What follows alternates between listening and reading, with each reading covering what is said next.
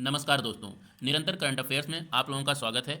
आज हम लोग अपने करंट अफेयर्स की शुरुआत करेंगे भारत गौरव डीलक्स एसी टूरिस्ट ट्रेन से। अभी हाल ही में भारतीय रेलवे ने श्री राम जानकी यात्रा के नाम से अयोध्या और जनकपुर, जो कि नेपाल में अवस्थित है, के रूट पर एक ट्रेन चलाने की पेशकश की है। यह ट्रेन 17 फरवरी 2023 को दिल्ली से शुरू होगी और इस योजना का मूल मकसद है भारत और नेपाल के बीच में सांस्कृतिक संबंधों के साथ साथ राजनीतिक संबंधों को भी और प्रगाढ़ करना। बात नेपाल की हुई है तो नेपाल से संबंधित कुछ स्टैटिक जीके देख लेते हैं और आज हम लोग यहाँ की कुछ प्रमुख नदियों के बारे में समझते हैं। अगर नेपाल की नदियों के बारे में बात करें तो इसके सबसे पश्चिम में एक नदी बहती है जिसका नाम है महाकाली। महाकाली नदी भारत के उत्तराखंड और नेपाल के बीच में सीमा का निर्धारण करती है। ये नदी नेपाल होते हुए उत्तर प्रदेश में प्रवेश करती है। आगे अगर और देखें तो यहाँ की दूसरी प्रमुख नदी है कर्नाली। कर्नाली भी जब उत्तर प्रदेश में प्रवेश करती है तो ये दोनों नदियाँ मिल जाती हैं और संयुक्त रूप से इन्हें सरयू कहा जाता है।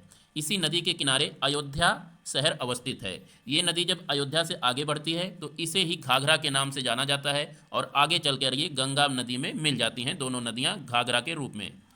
कर्नाली और महाकाली के बाद यहाँ की जो सबसे प्रमुख नदी है वो है गंडक नदी। गंडक नदी लगभग नेपाल के बीचों बीच से बहती है और इसके बाद ये बिहार राज्य में प्रवेश करते हुए पटना के पास ये भी गंगा नदी में मिल जाती है। एकदम पूरब की अगर बात करें तो पूरब में एक नदी है कोसी, जो कि कई सारी जल धाराओं के मिलने से बनती है। इसलिए इसे सप्तकोसी के नाम से भी जाना जाता है और ये नदी भी बिहार में प्रवेश करते हुए अंततः गंगा नदी में आके मिल जाती है। और इस प्रकार से ये आपको 4 नदियां हैं जो कि नेपाल से आपको याद रखनी है: महाकाली, कर्नाली, गंडक और कोसी।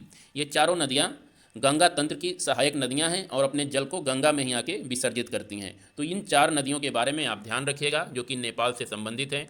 यहाँ पर एक फैक्ट और बता दें कि अयोध्या जो कि सरयू नदी के किनारे अवस्थित है, यहाँ तक तो इस नदी को अभी तक सरयू नदी के नाम से ही जाना जाता था, लेकिन जब ये सरयू नदी उत्तर प्रदेश के और जिलों में प्रवाहित होती थी, जैसे उनमें से एक जिला है अम्बेडकर नगर, तो वहाँ पर इस नदी को घाघरा के नाम से जाना जाता था। सरयू को अयोध्या के बाद घाघरा के नाम से जाना जाता है। लेकिन अभी हाल ही में उत्तर प्रदेश के मुख्यमंत्री योगी आदित्यनाथ ने घाघरा का नामकरण भी सरयू ही कर दिया है आधिकारिक रूप से। अब ये नदी पूरी की पूरी सरयू के नाम से ही जानी जाएगी, तो ये फैक्ट आप याद रखिएगा।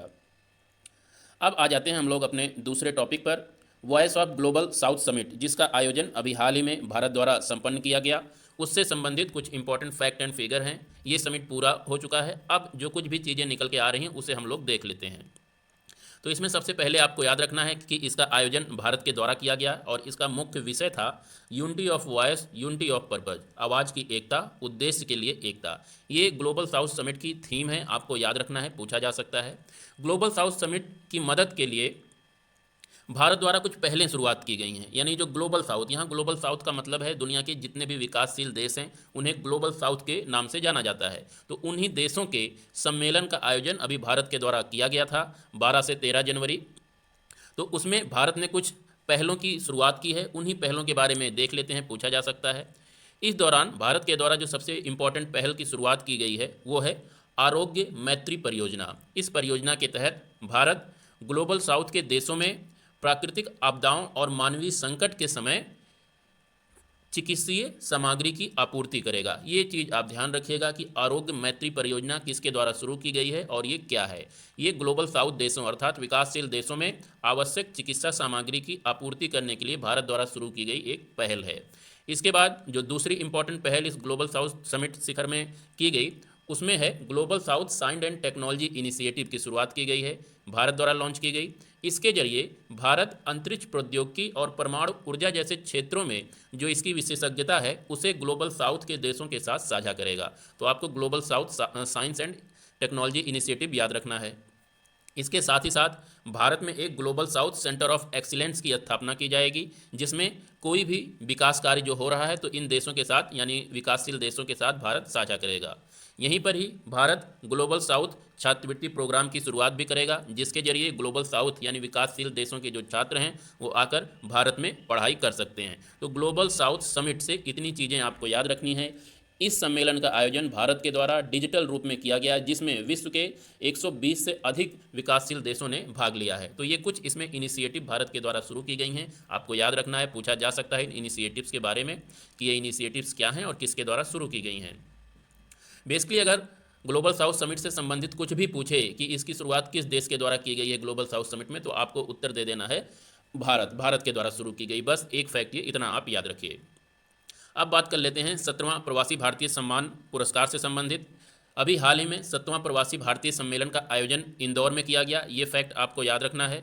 इस दौरान भारत ने प्रवासी भारतीय पुरस्कार सम्मान 2023 का वितरण किया।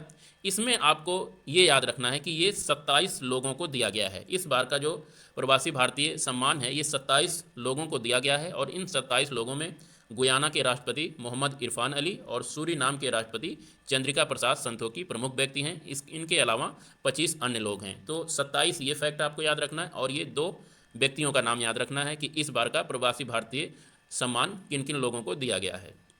इसका आयोजन इंदौर में हुआ है। इससे संबंधित और भी डिटेल में जानने के लिए कि इसकी थीम क्या थी और इसमें प्रदर्शनी कहाँ पे आयोजन किया गया है, इसका सब चीज़ें जानने के लिए आप डेली करंट अफेयर्स की लिस्ट को फॉलो कर सकते हैं। अब बात कर लेते हैं संगठन रिपोर्टिंग और विश्लेषण ऐप के बारे में, अर्थात सरल ऐप के बारे में। तो इसके बारे में आपको ये ध्यान रखना है कि सरल ऐप किसके द्वारा लॉन्च किया गया है, तो ये भारतीय जनता पार्टी के द्वारा लॉन्च किया गया है और भारतीय जनता पार्टी दुनिया की पहली पूर्ण डिजिटल राजनीतिक पार्टी बन गई है। ये आपको याद रखना है। सरल में एस का मतलब है संगठन और SA का मतलब संगठन, R का मतलब रिपोर्टिंग, AL का मतलब एनालिसिस। तो ये सरल आप याद रखिएगा कि किस पार्टी के द्वारा शुरू किया गया ऐप है, तो बीजेपी के द्वारा शुरू किया गया ये ऐप है और बीजेपी दुनिया की पहली पूर्ण डिजिटल पार्टी बन गई है। इसके बाद अपने दूसरे टॉपिक पे आते हैं। हमारा दूसरा टॉपिक है सोल ऑफ स्टील चैलेंज। तो इसके बारे में पूछा जा सकता है कि सोल ऑफ स्टील चैलेंज किस राज्य के द्वारा शुरू किया गया है, तो आपका उत्तर हो जाएगा रक्षा मंत्री राजनाथ सिंह और उत्तराखंड के मुख्यमंत्री पुष्कर सिंह धामी द्वारा उत्तराखंड के नंदा देवी राष्ट्रीय उद्यान में सोल ऑफ स्टील चैलेंज की शुरुआत की गई है। सोल ऑफ स्टील चैलेंज एक संस्था है क्लॉ, जिसका मतलब है conquer land air and water के द्वारा शुरू किया गया है, जिसमें भारतीय सेना इस पहल को समर्थन दे रही है। और इस पहल का उद्देश्य है ऊंचे स्थानों पर व्यक्ति की सहन शक्ति का परीक्षण करना और उसके साथ ही साथ उत्तराखंड में साहसिक यानी एडवेंचर टूरिज्म को बढ़ावा देना। तो आपको सोल ऑफ स्टील चैलेंज के बारे में इतने फैक्ट एंड फिगर पता होने चाहिए। बेसिकली एक फैक्ट याद रखना है कि सोल ऑफ स्टील चैलेंज किस राज्य के द्वारा शुरू किया गया है, उत्तराखंड। और उत्तराखंड में भी ये कहाँ शुरू किया गया है, किस राष्ट्रीय उद्यान में शुरू किया गया है, नंदा देवी राष्ट्रीय उद्यान में शुरू किया गया है। बात उत्तराखंड की हुई है तो उत्तराखंड से संबंधित कुछ राष्ट्रीय पार्क और उत्तराखंड के किनारे कौन कौन से राज्य हैं इसके बॉर्डर पर वो देख लेते हैं। तो आपको याद रखना है ये आपका उत्तराखंड है और आपके उत्तराखंड के साथ केवल 2 राज्य ही सीमा बनाते हैं, ये आपको याद रखना है। एक है हिमाचल प्रदेश और दूसरा है उत्तर प्रदेश। HP और UP ये 2 ही राज्य हैं जो उत्तराखंड के साथ सीमा बनाते हैं। इमेज में आपको लग रहा होगा कि हरियाणा भी इसके साथ सीमा बनाता है, तो ऐसा बिल्कुल नहीं है। हरियाणा जो है उत्तराखंड के साथ सीमा नहीं बनाता है, ये आपको ध्यान रखना है। ये हरियाणा है, ये सीमा नहीं बनाता है। उत्तर प्रदेश का सीमा HP के साथ मिलती है, ये ध्यान रखिएगा। तो यहाँ पे उत्तर प्रदेश और HP दोनों की सीमा मिलती है, जिससे हरियाणा उत्तराखंड से अलग हो जाता है, इसकी सीमा नहीं मिलती। ये आपको ध्यान रखना है, बहुत ही इंपॉर्टेंट क्वेश्चन है। यहाँ पे अक्सर UP का भी जब लोग पूछा जाता है कि UP की सीमा किस राज्य के साथ मिलती है, तो उसमें हिमाचल प्रदेश दिया रहता है। अक्सर लोग हिमाचल के साथ कंफ्यूज हो जाते हैं कि UP की सीमा मिलती है कि नहीं मिलती है, तो आप याद रखिए हिमाचल प्रदेश के साथ UP की सीमा मिलती है। अब बात कर लेते हैं उत्तराखंड के कुछ प्रमुख राष्ट्रीय उद्यान। तो यहाँ पे जो सबसे पहला इंपॉर्टेंट राष्ट्रीय उद्यान आपको पता होना चाहिए वो जिम कॉर्बेट राष्ट्रीय उद्यान है। ये भारत का पहला राष्ट्रीय उद्यान है और इसकी स्थापना 1936 में की गई थी। ये 1936 का फैक्ट आपको याद रखना है कि भारत के पहले राष्ट्रीय उद्यान की स्थापना कब की गई थी, तो 1936 में की गई थी। जिम कॉर्बेट नेशनल पार्क की अगर बात करें तो इस पार्क से रामगंगा नदी होकर गुजरती है और इसी नदी के किनारे मुरादाबाद शहर भी अवस्थित है, ये आप ध्यान रखिएगा। यहाँ का दूसरा राष्ट्रीय पार्क है राजाजी राष्ट्रीय उद्यान, नंदा देवी राष्ट्रीय उद्यान, जिसकी अभी हमने बात की। यहीं पर steel challenge, soul of steel challenge का आयोजन किया जा रहा है नंदा देवी राष्ट्रीय उद्यान में ही। इसके बाद फूलों की घाटी राष्ट्रीय उद्यान, ये दोनों राष्ट्रीय उद्यान पास पास ही हैं, ज़्यादा दूर नहीं हैं। और फूलों की घाटी राष्ट्रीय उद्यान ये उत्तराखंड का सबसे छोटा राष्ट्रीय उद्यान है, ये आपको ध्यान रखना है। इसकी स्थापना 1982 में की गई थी। इसके बाद यहाँ पर पांचवा एक उद्यान है गंगोत्री राष्ट्रीय उद्यान। अगर इसकी बात करें तो ये उत्तराखंड का सबसे बड़ा राष्ट्रीय उद्यान है, जिसकी स्थापना 1989 में की गई थी। इसके बाद एक छठा गोविंद पशु विहार राष्ट्रीय उद्यान, ये भी उत्तराखंड में अवस्थित है। तो ये 6 राष्ट्रीय उद्यान आपको याद रखने हैं उत्तराखंड से, जिनमें सबसे इम्पोर्टेंट है जिम कॉर्बेट राष्ट्रीय उद्यान, राजाजी राष्ट्रीय उद्यान, फूलों की घाटी राष्ट्रीय उद्यान, नंदा देवी राष्ट्रीय उद्यान। ये 4 हैं जिन्हें आपको याद रखना है, जो कि उत्तराखंड से संबंधित हैं। इसके बाद हम लोग आ जाते हैं अपने दूसरे टॉपिक पर, भारतीय सेना दिवस से संबंधित। तो प्रत्येक वर्ष 15 जनवरी को भारतीय सेना दिवस मनाया जाता है, क्योंकि इसी दिन 1949 में फील्ड मार्शल कोंडेरा एम करियप्पा ने भारतीय सेना के पहले कमांडर इन चीफ के रूप में पदभार ग्रहण किया था।